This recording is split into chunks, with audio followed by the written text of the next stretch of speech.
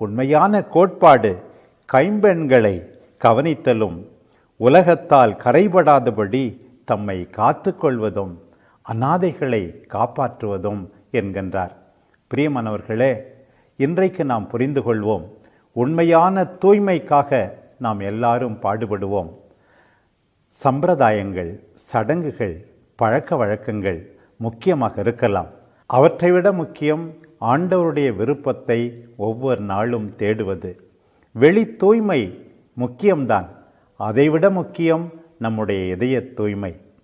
ஆண்டவருக்கு பிரமாணிக்கமாக அவருடைய கட்டளைகளை நிறைவேற்றி அவரோடு அன்புறவில் நிலைத்திருப்பது நம் எல்லாருக்கும் முக்கியம் என்பதை மறந்துவிடக்கூடாது.